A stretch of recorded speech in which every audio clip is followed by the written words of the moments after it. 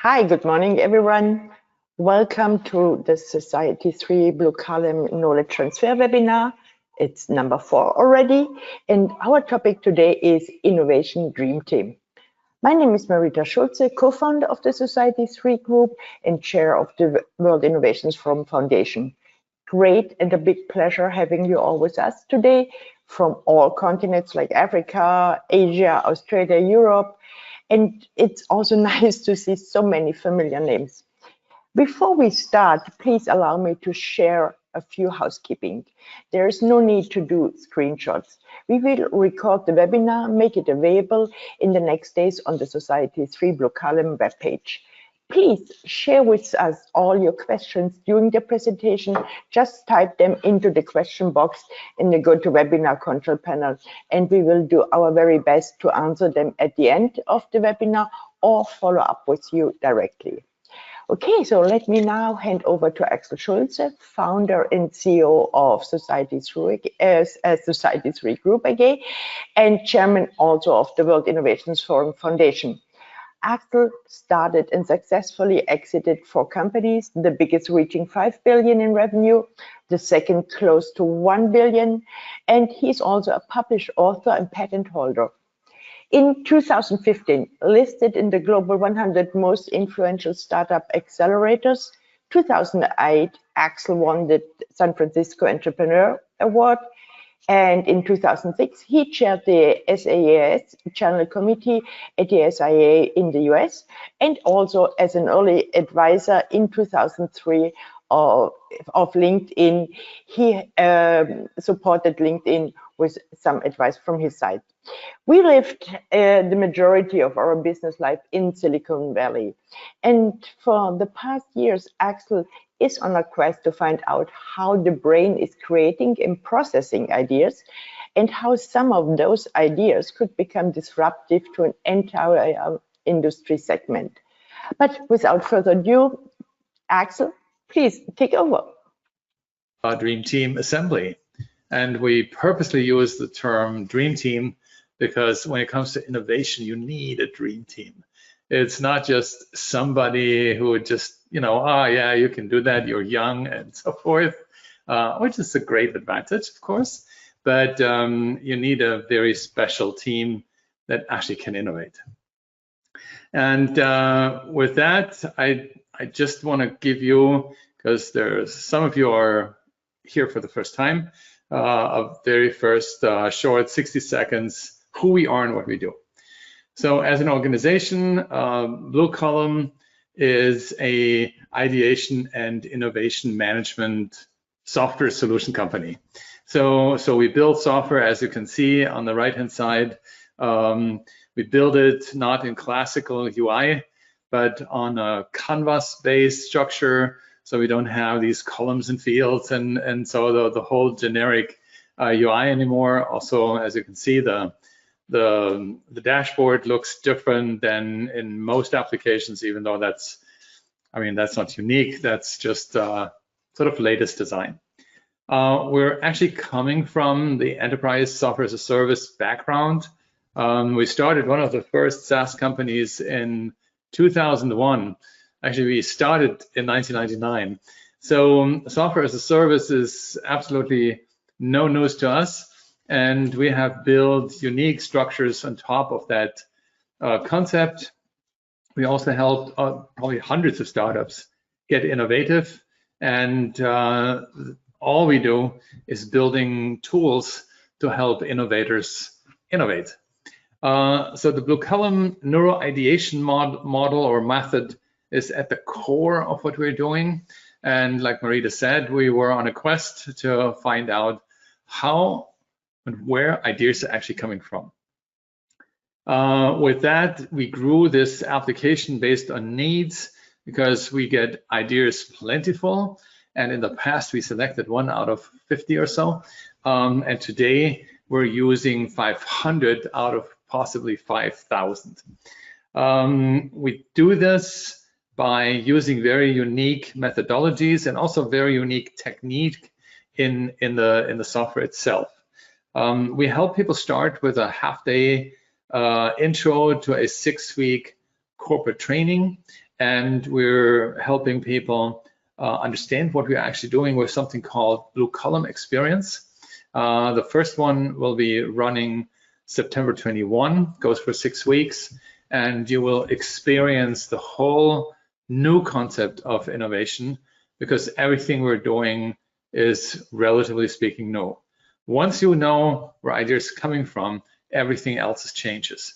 Before, everything was basically random and we didn't know, and we were just experiencing. So the agenda today is a recap of what we found out, and then we go through the various items of Dream Team Assembly so that you have the right team for what you try to achieve. And if you try to achieve true innovation, and I mean true innovation in its truest sense, then you will want to have a team that is able to actually come up with something. And that's what we're talking today. So before we do that, just real quick snapshot, a recap of the previous webinars on 2 slides, and you'll find them on BlueCallom.com webinar/recording. It all starts with the idea or the question, where are ideas coming from? We know from the brain. I mean, that's the only place where ideas get created, or better said, actually assembled, but we didn't know how. And that was what we wanted to find out, because how could we possibly do a great job with an instrument, a tool called, the brain, the mind, when we have no clue how it works? So we're just hoping until there's an idea coming in, we grab it and off we go. So that was the past. And we had obviously some methodologies to do that, but actually about 100, but none of them were in a way or in a manner that you can say, okay, we start and in 4 weeks we have a groundbreaking idea. We do this with pretty much everything. We click on a button on a coffee machine, and in 5 to 3 minutes or 7 minutes, we have a perfectly brewed coffee. If you want to build a house, no matter how complex it is, we know it is ready in probably 1 or 1.5 years. I mean, we still have some wiggle room, but we know, with all the pluses and minuses, we get this done in a certain amount of time. Groundbreaking innovation, we had no clue. We didn't even know whether we get to there, because everything was random and everything was accidental. And so we realized by talking to many of our peers, innovators, that there is no specific finding, and we stumbled upon something called neuroscience, and that was a breakthrough also for us and for ideation itself, because there we understood how ideas get actually created. The most profound shift was when we understood and learned that Homo sapiens, we all, are actually not creative. We don't create ideas. All we can do, and that is totally enough, we can compose ideas from past experiences.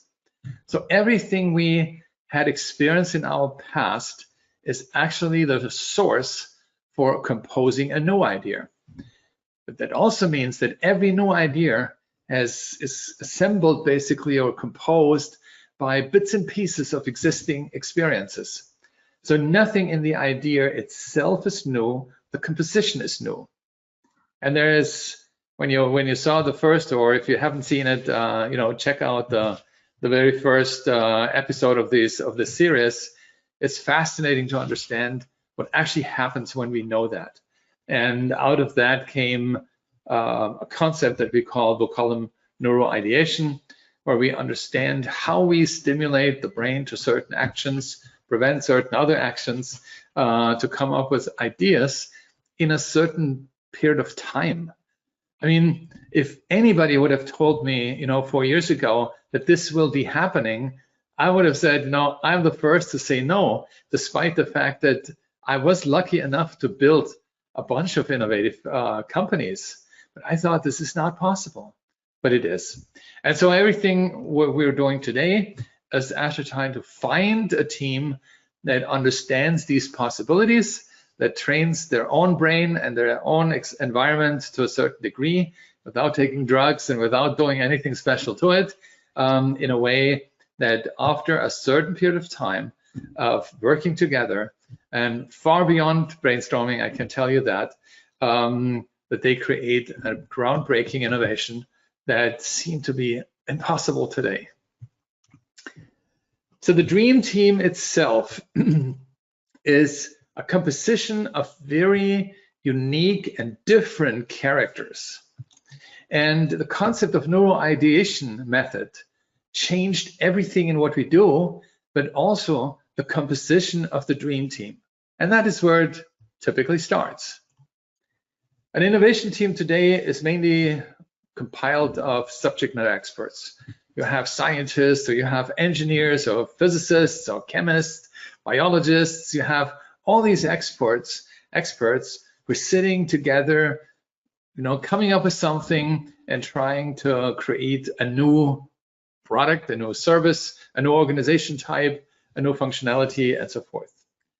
But when you look at, just think real quick, if everything that's in your brain is part of the experience, then there's maybe 10, maybe 5, maybe 3, or maybe even 20 subject matter experts who most likely have very similar experiences. So what's the big deal? So you can do this with 1 or 2 or 3. You don't need 50. But just imagine you put in somebody from marketing, somebody from sales, from finance, from logistics, from production. Very different work experiences, very different ways of dealing with things, very different ways of attracting people, very different ways of making things happening. If you put these guys together, total different game. And funny enough, that is the situation in every single startup, because they don't have the luxury of having 20 super scientists. There's maybe one, and maybe this is even the founder itself. But what they have is a team that will build a company, and every investor and every mentor pushes them, build a diverse team. You need somebody for sales and for marketing and for engineering and what have you. And so out of this sheer, lack of resources, an accidental advantage has been created, which we all, again, including myself, never realized up until just now, that is one of the key functions of ideation, is diversity. And if you have a team like a startup, by sheer desperation, you get an amazing team with a diverse background. So the more diverse an innovation dream team is, the better it is. And what you need is basically, one of the big components is basically the so-called experience stakeholders. Now, what do we mean with that? We came up with this term, by the way, just because we wanted to make very clear the core experience is the experience of the customer. So they are the experience stakeholder. If we want to do anything to make the customer not just happy, but wow, and absolutely, then you need these people in your dream team, one way or the other, obviously not as employees, but you have to have them in the dream team. So you will add customers to your dream team because they are the key experience holders.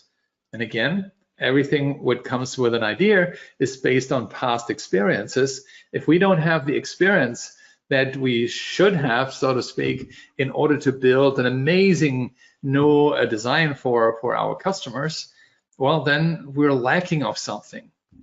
And if we work as a diverse team that has experience and those who don't have, only then come amazing ideas that may be totally different than any customer would expect, but is what we're exactly looking for.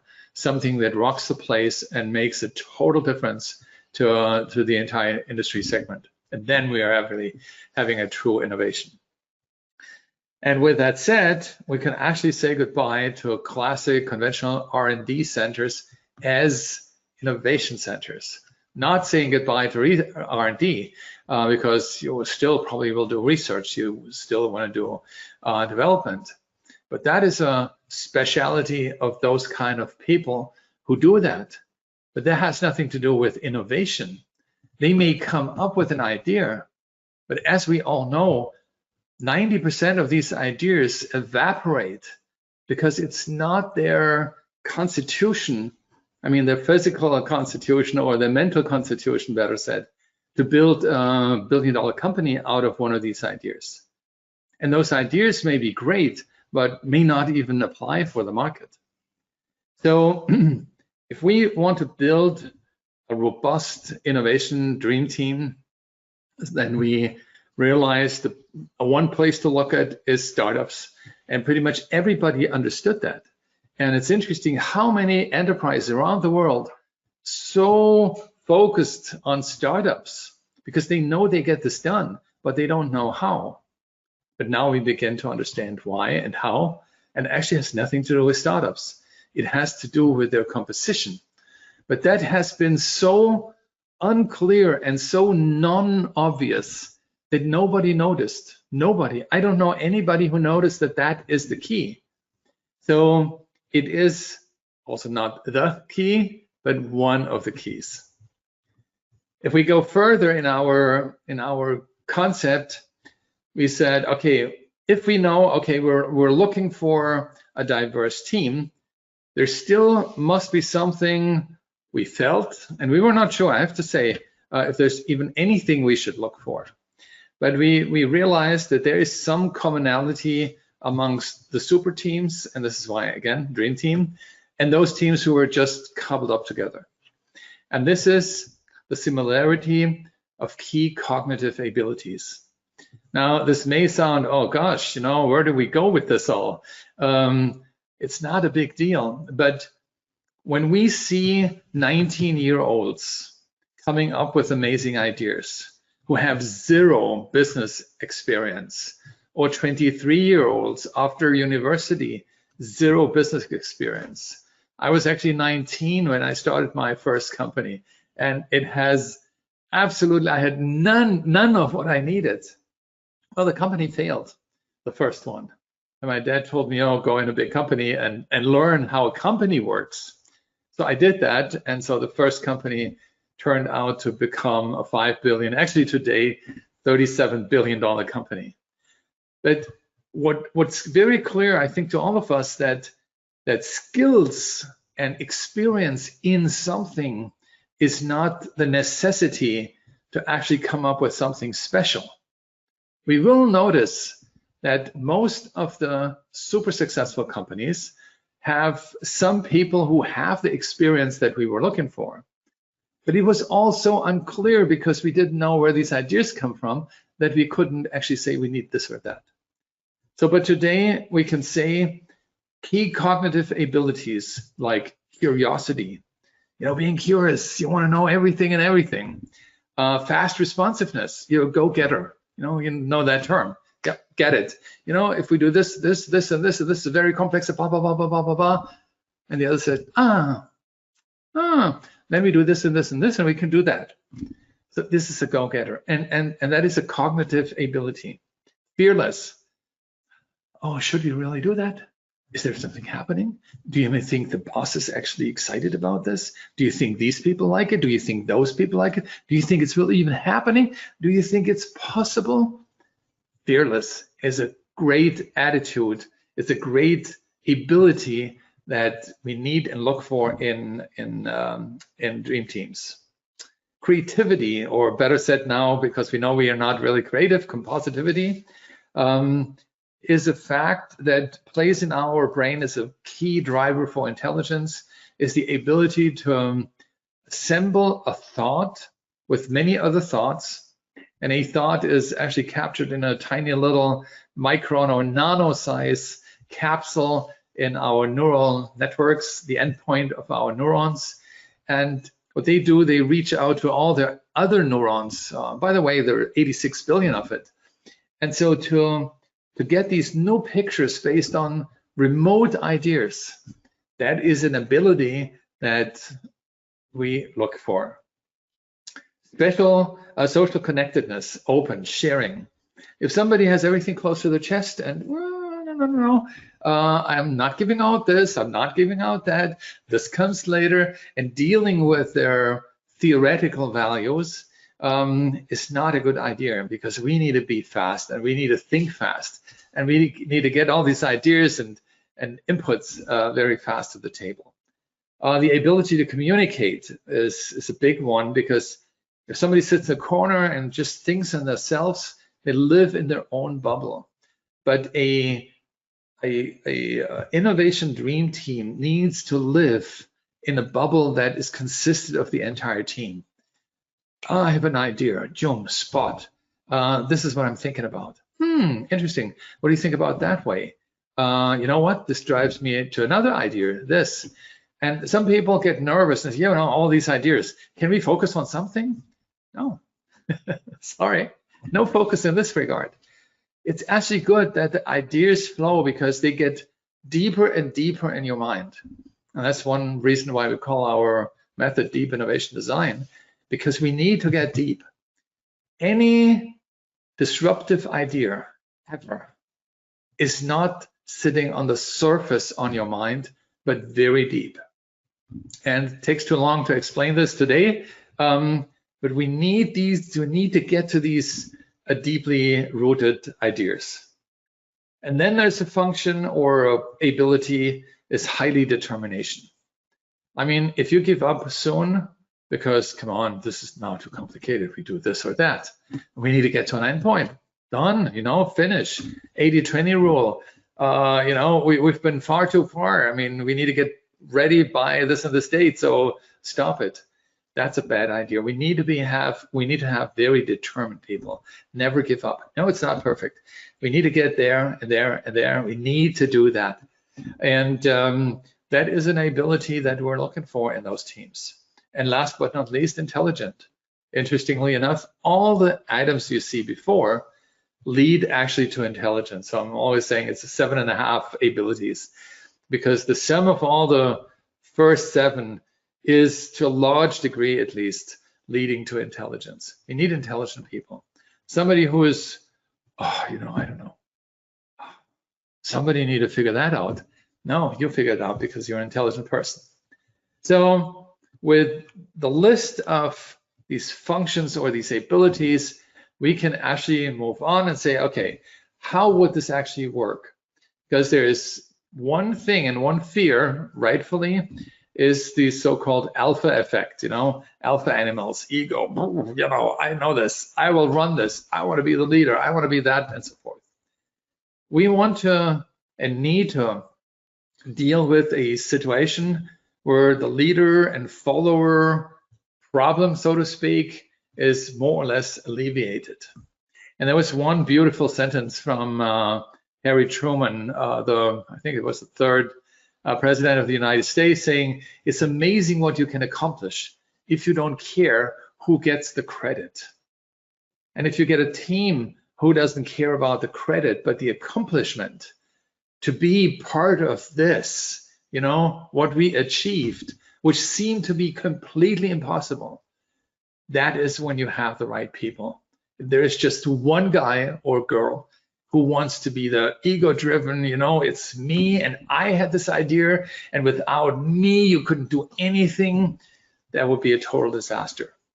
You know, and if you look at these major projects, you know, just look at NASA or ESA or any of these, I mean, human-like, sheer impossible things, none of them have this ego. All of them know in the concert of the best in the world, we can achieve something that is just sheer size. This is just almost impossible. So the best innovation dream teams are actually leaderless. And that doesn't mean nobody cares and everybody does their own thing. It's actually the opposite. We need to have different responsibilities or so, but nobody needs to tell somebody else how to work, what to work, how to think, what to do. That would be disastrous. Innovation project managers are therefore, in the ideal situation, moderators. And I say ideal situation because we're, as a society and as where we are as humans, in many companies, in a very different state, where company leaderless, give me a break. This is just esoteric, rah. We know we have to have a structure, and we will. Okay, I mean, it's not that this all wouldn't work. The only difference is that it may not work as well as somewhere else. We need to eliminate the followers by anonymizing ideas. So that was a concept that we just shortly brought up. So we looked at all the idea snippets, I mean, 50, hundreds of them on a screen, and there were some pictures where we saw, okay, this is more dominant person, and this is probably not so dominant person. And actually, Marita came up, well, what about making this all anonymous, that nobody knows who created the idea, because all it counts is the idea itself and not who did it.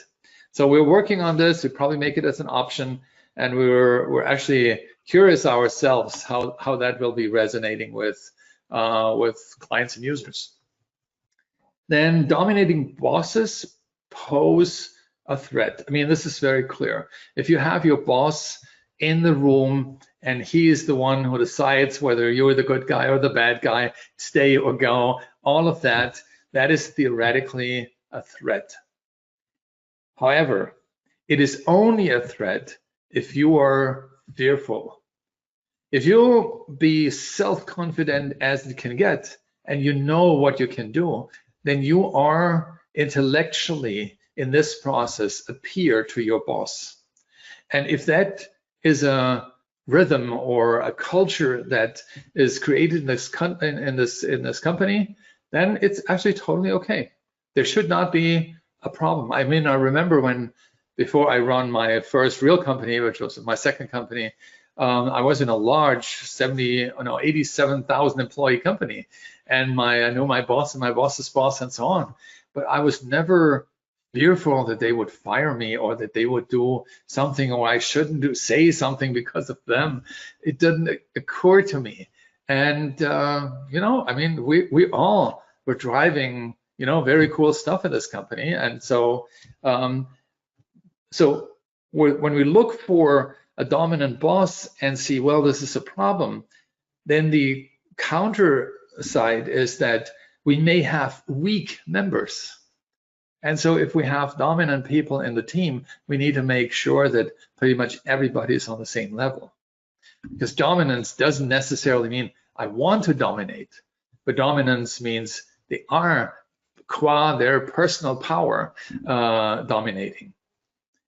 So when we consider all this, you already realize that the Innovation Dream Team is not just having a couple cool people, because if you have powerful people, you need to see that this works together, and the power is not used for overpowering others to make yourself grander or greater or better, but actually the power to think as good as you can through all kinds of permutations of ideas to come up with solutions that seem to be impossible. And the reward is not just a credit for the best idea, but the best result. Imagine you're working on an innovation, and imagine you have read one of our blog posts, which is the initial value of an idea is 0.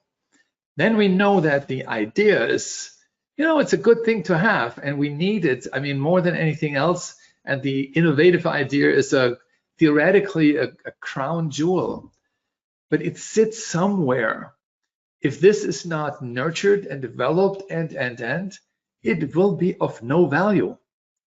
And so if we as a team work together and have a great team where everybody has their strength, everybody understands their weaknesses, and we are composing an environment where somebody is, really best at this and best at that, and somebody else in that, then we can together create an innovation that is blowing the customer's mind, or even the internal organizational structure. So with taking this out of the way, we're having another issue, and you probably have thought about this yourself already, or many times even, is the entrepreneurial spirit, the entrepreneurial aspects and features. So if you hire people that are almost entrepreneurs, that do everything like founders do, they're smart, they're agile, they're active, they're doing their things, they're fearless, they're taking over, they're running stuff, and you just wonder how they do that, And the question comes, why would they not start their own business and build one of these billion-dollar companies themselves? And that is theoretically a risk to the company, because you have them, you nurture them, you have maybe even a contract, but I would recommend no contracts about disclosures and all that, because you cannot control and keep a human mind. You can legally bind them for 2 years to do not this or do not that, but it would already start being a sort of a conflicting situation. You get only this job if you do that, and this is not a culture that you want to have somebody in. But what we can do is we can understand what the difference is between a true entrepreneur and entrepreneurial thinking. And if you remember the trades that we just discussed, sort of the key elements, the cognitive abilities, all of them you will find in a list when you say, okay, what do the best entrepreneurs have to have? You find all of them there. But there are 3 areas where you may not find in your entrepreneurial thinking innovator. And there are far more people who not have these final 3s, and that is high risk taking. As an entrepreneur, I was constantly risking anything and everything I had, which everybody else would say this is stupid. I was completely independent. That means wife, children, yes, family, totally respected, but the drive I had for my business, and I see this with all my peers, is greater than any other drive. And not that we are ignorant or anything like that. There is something in us that drives us, like, when we get hungry, we get, we get possibly very bad. And independence is something that is critical for the true entrepreneur, not critical for somebody within a company. And the third one is involving. People who involve everybody in anything, anytime, to make things work to a degree that this determines almost the ownership of whatever you do or they do. Now, there is probably, and I can't tell you exactly, but there's probably 100 times more people without these 3 ingredients than entrepreneurs. We have, believe it or not, 0.007% of humans are successful entrepreneurs. And that means 99.993% are not entrepreneurs. So you can see the rare situation where a successful entrepreneur in this world actually exists. And this has to do with these 3 factors. If you have all 10 of them, the previous 8 or 7 and these 3, then yes, you are clearly an entrepreneur, and you will most likely start your own business. And if that's happening, nobody can prevent you to do that. But most of the people are not that independent. They are not high risk takers.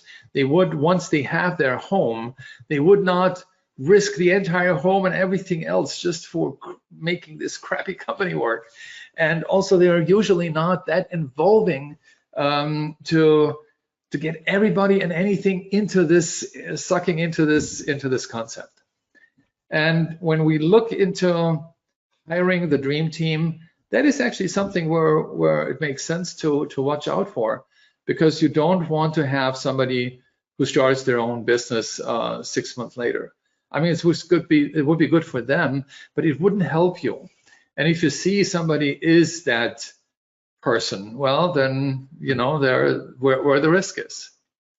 But it's good to know where these risk points are, because so far most people would not have an answer to what do I look for when I look for my dream team. So then the innovation team members, they may enjoy their extra safety. They're still amazing creatively people. Creativity in this regard is not diminished through these kind of 3 elements, but the risk that they go is basically the factor. And so with all that said, the people who are highly innovative, they feel their quote unquote superpowers, because they have these other adjectives that make them sort of the cognitive power player. And it's okay, and it's actually okay to tell them. Not only okay, I would always do that so that they know we recognize their capabilities. All we need to understand, or they need to understand, is that they're a player in a team, and if they don't risk their house, their family, and everything else, then they're better off staying, and they're better off understanding what this takes to build a company or a new product. Because if this is an innovative product that these guys are building, it will probably a billion-dollar business. But to build a billion-dollar business, it takes way more than $1 billion investment. And to put this all together, what it takes to do that, it's very helpful to tell the Innovation Dream Team what it takes to build a company like Uber, or like Tesla, or like SpaceX, or like you name it. And if people say, yeah, this is okay, I still gonna try, super. Then you have just met one of the next big business builders. But typically people will say, yeah, okay, this is not really for me. I'm staying here, it's safe, and I still can do, creatively amazing things. Okay, so when we have understood the superpowers, so to speak, our cognitive abilities, understand that we have a risk between the leader-follower situation, and understand the entrepreneurial borderline when a person becomes a true entrepreneur and want to run their own business, or is close to it but not quite, then we are in a very good position. Because then we know we need to motivate these people to stay in the business but still be fully recognized as somebody who's almost like an entrepreneur. And for most people, incentives like stock options or stocks is a great idea. For 90% of people, this would not be a great idea because, yeah, it's nice. I take this as an add-on, but I don't know whether the stocks go up and down, and oh, I need to pay for them. No, I better not take this. I'm happy with my salary, my job, everything is cool. So rethink how you motivate basically an innovation dream team. It is a different species, not the entrepreneur. It's not Joe employee. It's not a worker. It's not even a manager. It's just one other class of people. And stock options is one. Staged milestone rewards is another one. Make sure that as they achieve their certain key milestones, there is something special, because they will work on this project probably for 5 to 7 or 10 years, because that's what it takes to build $1 billion business. And even the best enterprise probably not able to circumvent any of the, of the angles and curves and so on. So in order to make this a dream team, like an entrepreneurial dream team in a startup, growing all the way to the top, there are lots of steps in between to keep them happy. So then the question is work environment. This is has been always rising with people we talked to or worked with, and we found something interesting.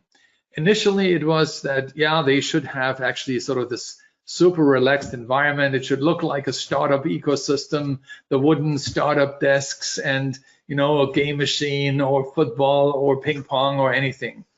But we found out over time that the only thing that does is gives them the feeling that this is a special place.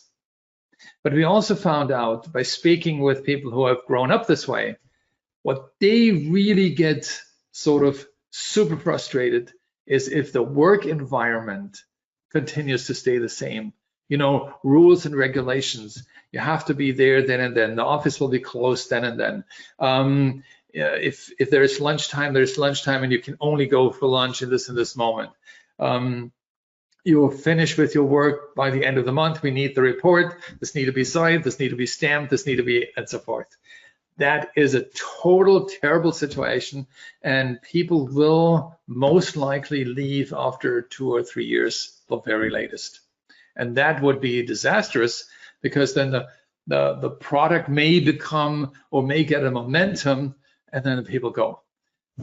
So the inspiration part is very, very critical to keep people, so to speak, alive and happy. And one of the most or best inspirational moments are experiences. So give them experiences. And this might be from company to company totally different. This may be an offsite once in a while. This may be, doing something very special or meeting very special people. In one case, somebody came up with the idea, okay, you know what? We want to get the team meet the CEOs of our top 10 companies, customers. And these CEOs were all multi-billion-dollar people. So to meet 10 of them, you can imagine this is a major effort on both sides, customer and the company. But the impact was, and I wasn't actually sure whether this is that much of an impact, but it was. It was just amazing. I mean, it was a once in a lifetime situation for the team, which they will never forget. I mean, they have probably met higher up people in a short period of time than anybody else before. So stuff like that. And so that means creativity also in your activities, stimulation of things, inspiration, openness. I mean, all these quote unquote wonderful words are very, very serious in a situation like that, because that drives people. And so last but not least, you will want to interview them. And also here, we realized over time, basically mostly from startups, but also from enterprises who build their innovation camps or innovation networks or innovation spaces and so forth, is that actually with the interview, already with the way to acquire your dream team, is a huge selection process. And it's not your selection, it's actually the selection of the people. They select if you are sort of attractive enough or not. You cannot, trust me on this one, you cannot select one of the top people. They will select you. So you need to be attractive. There is no way on earth that you can do something to attract them in a way that, oh, okay, this is very cool. I want to look at this, how this works. Because the mechanism of these people, they look up stuff themselves. They look up you on LinkedIn, on Facebook, they look up, records, they look up all the kinds of things they can get within minutes. It takes me, on average, probably 10 minutes to totally understand any kind of company I want to work with, both as an entrepreneur or as an employee or actually as a supplier. And people are selective if they can, and they can, trust me on that one. So share your innovative spirit already in the talent attraction mode, in the interview, in the selection process. And when you do that, then don't fake it, you probably can't anyway, but make it in a way that is as genuine as possible, because that is what people will recognize instantly, not just over time.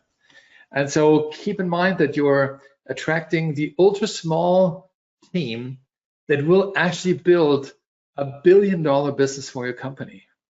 And if you have a $100 million or $500 million company, well, they probably get you to $1 billion business.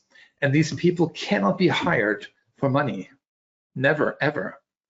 So this is the good news. They are not as expensive theoretically as you think, but they are way more demanding than anybody else.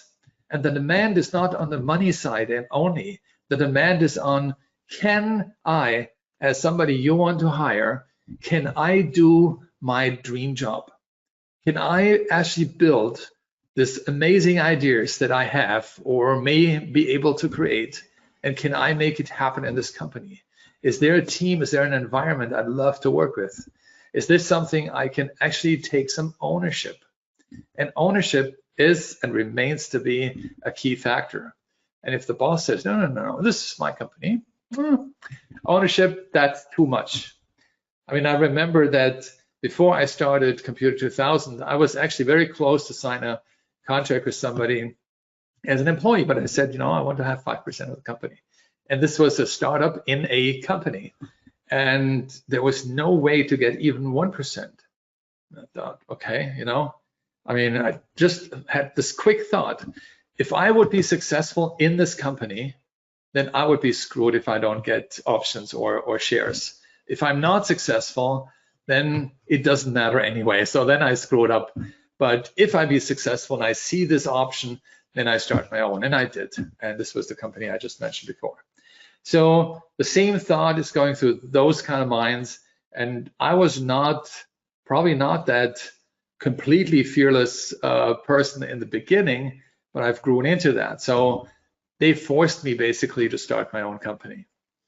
And when you want to do something good, then make it that these people the people you are hiring can actually have one way or the other a quick interaction with the CEO of the company. They need to know that the one person who makes the decision of right or left is somebody they can trust, they want to see, they want to hear. And even if it's a 60-second video call, it doesn't matter. That would be enough, but it would go a long way to get these people on board. Okay, so last but not least, and this has nothing to do with the actual steps of getting your dream team together. We were often asked about the hierarchy. So how should it look like? Do we need to have a chief innovation officer or not? Does a VP of innovation necessary? And obviously depending on the company size. But here's sort of a list that is not our recommendation, but this is the list what we've seen most. A chief innovation officer or chief ideation and innovation officer, the VP of innovation, a director of innovation.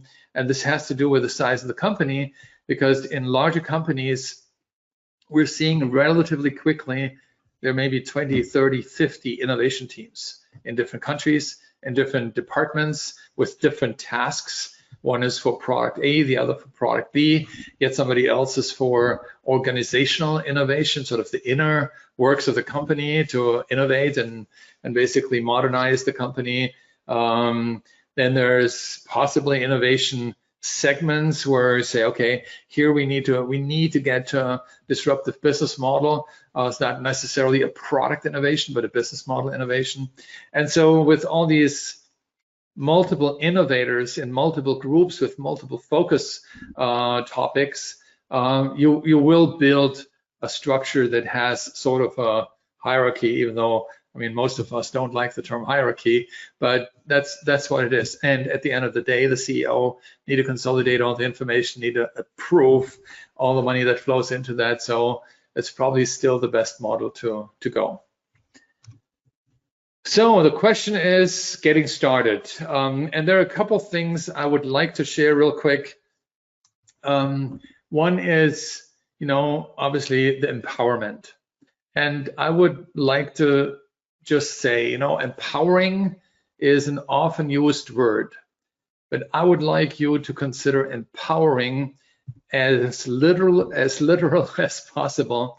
That means giving the power to decide, to do, to make, to change to somebody else.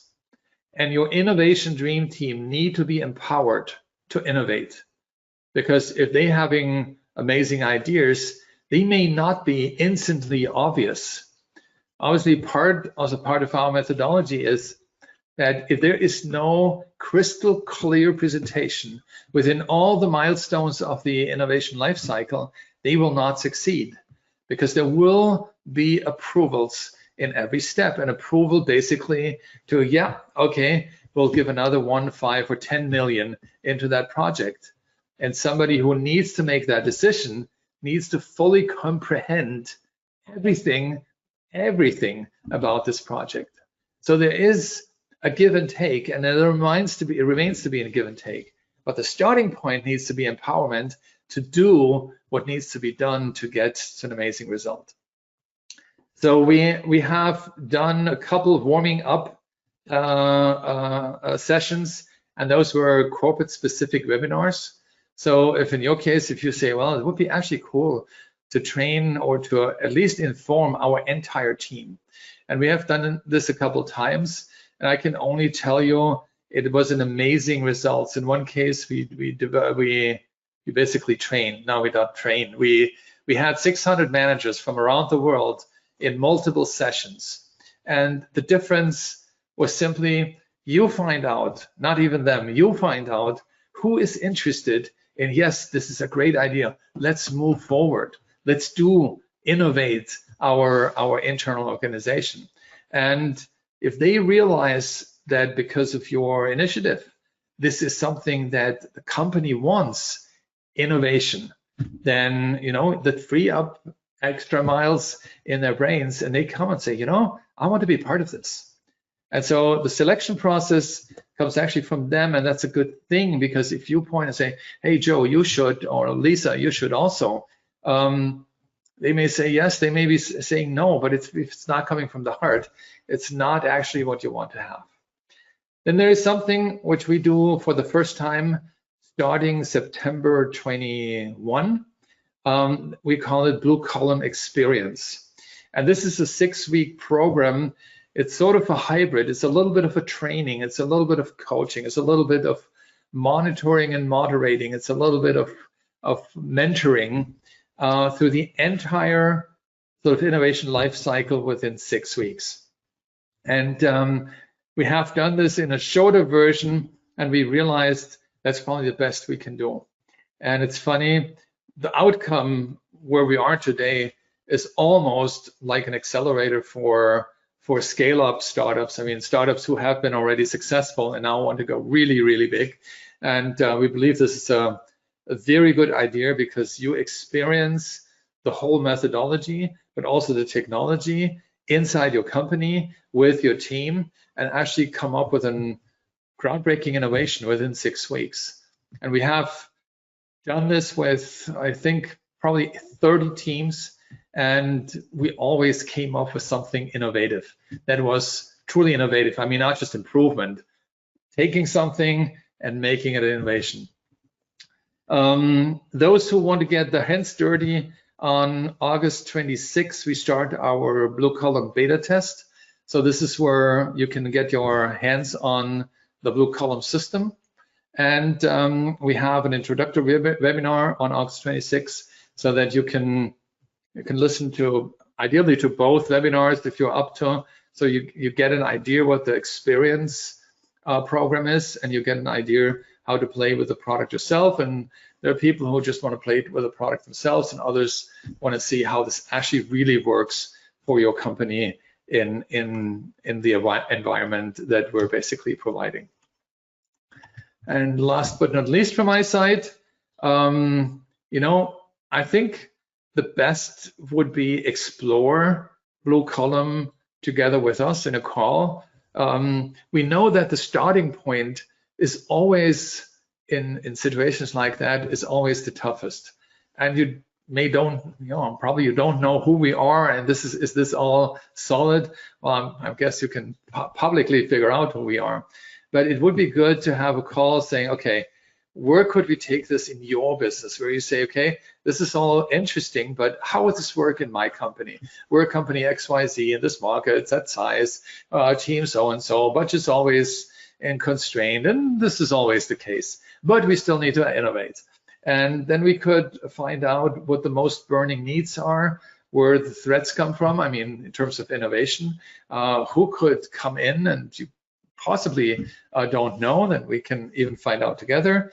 And then what's the expected outcome, where you probably at this point in time maybe don't know. I mean, some very clear, I mean, this shall be the outcome, others maybe not. And we can deal with both sides. Then where should you start? What resources, budgets, timeline? I mean, all these kind of things theoretically is sort of probably in an hour or 2 hours even, maybe it's 2 calls. We're not a consulting company, so we're not charging for that.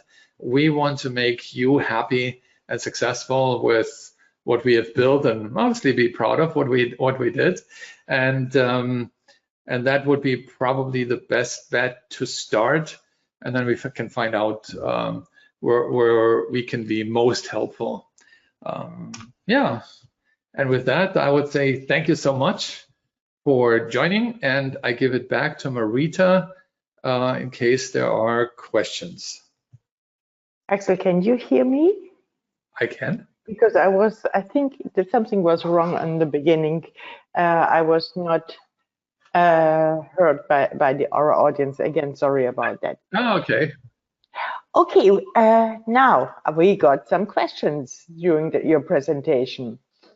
And let me just share it with you. In regards of certification, is there a certification process for the team? Okay, good question. Actually, there will be. So it's already on the website. We don't have dates yet because we're running like 300 miles an hour. But there will be. We're preparing the certification program to become a deep innovation design master and so forth. Part of our founders team and advisory board members, they come from a local university here in Switzerland, and helping us put this all together on a relatively academic level. So we got even requests from universities to do this for them. So these programs we take very serious, and I hope we can let you know in the next, I would say, 4 to 6 weeks. Our goal is to have by August 26 everything together regarding our certification and training programs and so forth. Thanks. Another question is, I'm looking for a role description for the various innovations jobs. Do we provide such information? So you said role description? Yes. Okay. This is a good question. I had this before. We never did it, but we put up this what we call the innovation hierarchy. But it's actually a very good point. I think we should make a note. I believe we could, and maybe we could even do this quote unquote together. I mean, let me think very quickly. We could put up a page on like Google Drive, and everybody in the ecosystem could contribute, and so we can crowdsource that kind of roles program, even though there might be different versions. Yeah, great question. Thank you. Thank you. That was from Gina. Thanks. Okay, cool. Okay, another question came from Sint. He said, where can we look for jobs as an innovator? Also a very cool question. So, I mean, we have not thought about that we become possibly somebody who can do something. But what we did is, and there's a page on the website about opportunities. So we put together a couple types of jobs or types of roles so that people can get sort of their arms around possible opportunities. But we may not be in a position or not want to be in a position to become a job board, but that is something we would actually throw into either partners who have already sort of a job platform and simply add something to it. The other option is, as you probably know, we have our own foundation, the World Innovations Forum, and people around the world looking for innovation jobs. So we haven't been asked yet, but let me think. I think we should consider that. So Marita, you know who asked, right? It was Sint? Yes. Was that the name? So Sint, great question. I think we should get back to you and see what we could do possibly together. I mean, as you probably saw on our website, I mean, we have built everything in the past with partnerships, with large partner networks, and we intend to do the same in BlueCallom. And so, yeah, let's think together how we could do that. And one more question in regards of strategy. Do you help build and execute strategy in your program? Okay, yes, we do for now. Talking about partnerships, that is another area where we want to work with partners. We have already a couple people sort of that want to become a business partner of ours, one in France, one in the US, Singapore, South Korea. And so that is our perceived, or that is our assumed strategy for going forward. But we're focusing right now on making it work with some of the, some cases and some reference customers. And so we are currently helping on the strategy side ourselves. But just understand that we are not a consulting company, and we simply help embed the product in our methodologies as good as we can so that you are successful. Yeah.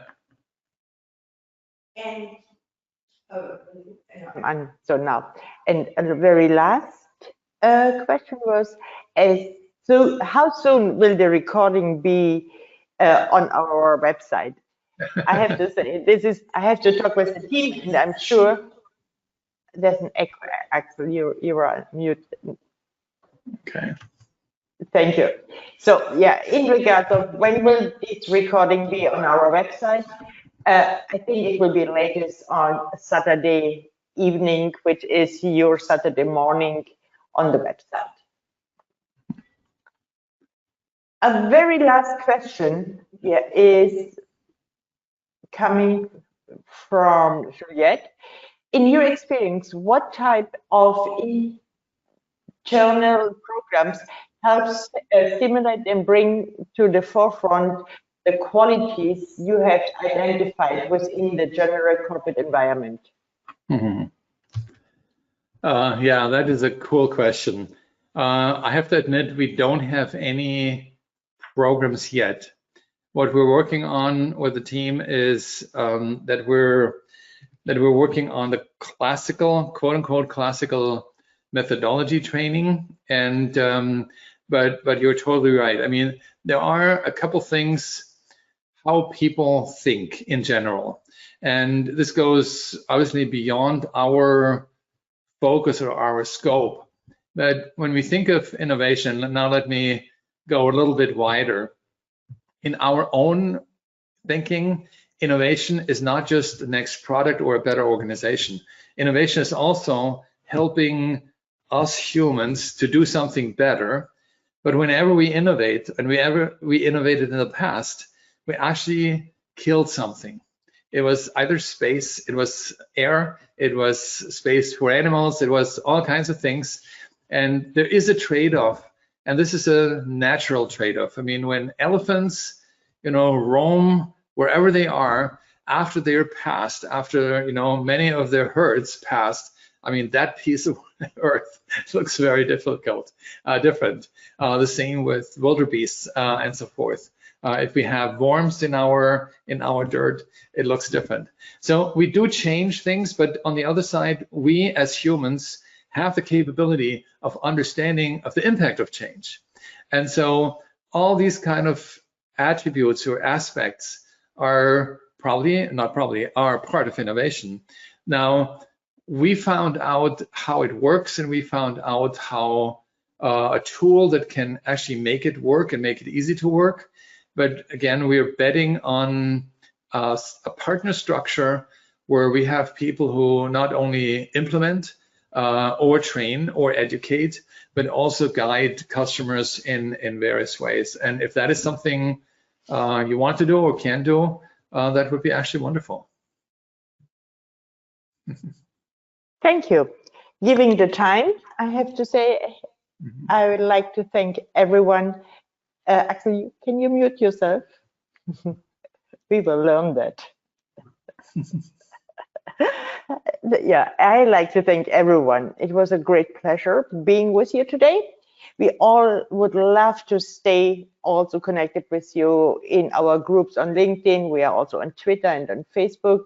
So reach out to us whenever you have a question, and also reach out to us to provide some more feedback. In case you missed one of the previous webinars, you will find the recording, as I said in the beginning, on our webpage in the section events.